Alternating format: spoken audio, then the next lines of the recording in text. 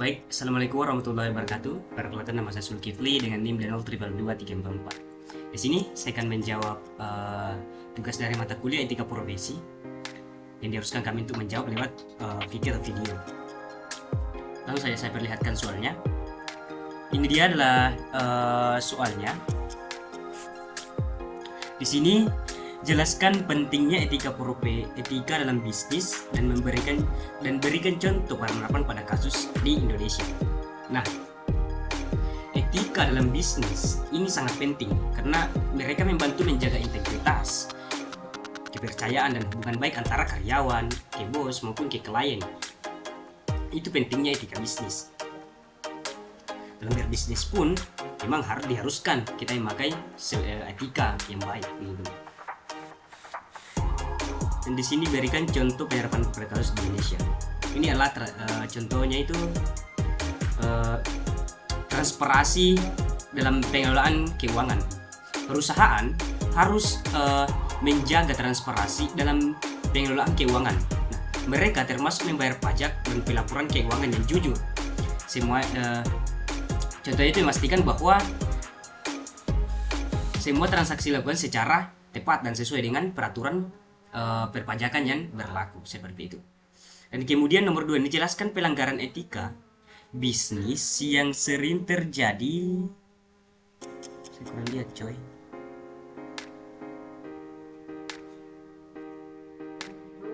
Etika bisnis yang sering terjadi.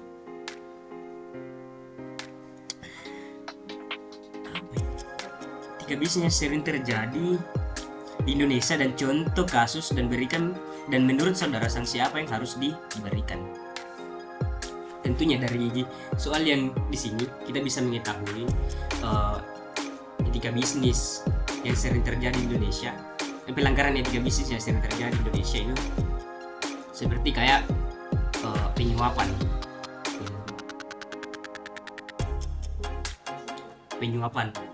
dalam sebuah ketika kita mendaftar di sebuah perusahaan, terus kayak kita mengandalkan uang begitu untuk diterima di perusahaan tersebut. Menurut saya ini memberikan atau kayak itu menerima uang suap itu untuk mempengaruhi keputusan bisnis atau kebijakan pemerintah, seperti itu. Bahkan dalam saya menyinggung ya, di negara pun banyak seperti itu yang mengandalkan uang untuk masuk di untuk lulus di Polri ataupun TNI itu sendiri.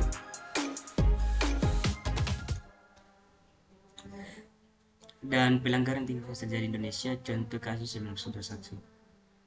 Tapi kita tidak mengambil itu. Ini contoh kasusnya itu adalah sebuah kasus suap yang melibatkan pejabat pemerintah dan perusahaan kontraktor dalam proses pengadaan proyek infrastruktur gitu kan. Nah, penyalahgunaan kekuasaan itu, penggunaan kekuasaan atau posisi yang memanfaatkan kepentingan pribadi atau kelompok tertentu. Seperti kayak ada seorang manajer menyuruh bawahannya untuk mengerjakan tugas itu di luar daripada pekerjaan kantor. Menurut saya sanksi apa yang harus diberikan? Ya, minimal si manajer ini sanksi yang paling ringan ya, itu dikeluarkan dari atau dipecat dari perusahaan itu sendiri karena sudah melanggar aturan-aturan perusahaan yang sudah menyuruh bawahan mengerjakan sesuatu di luar daripada pekerjaan kantor.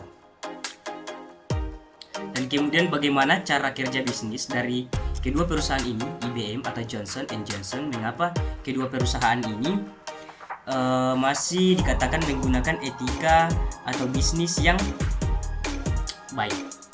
Nah, IBM dan Johnson & Johnson adalah Johnson adalah dua perusahaan yang telah lama diakui karena penerapan prinsip etika dalam operasi bisnis mereka.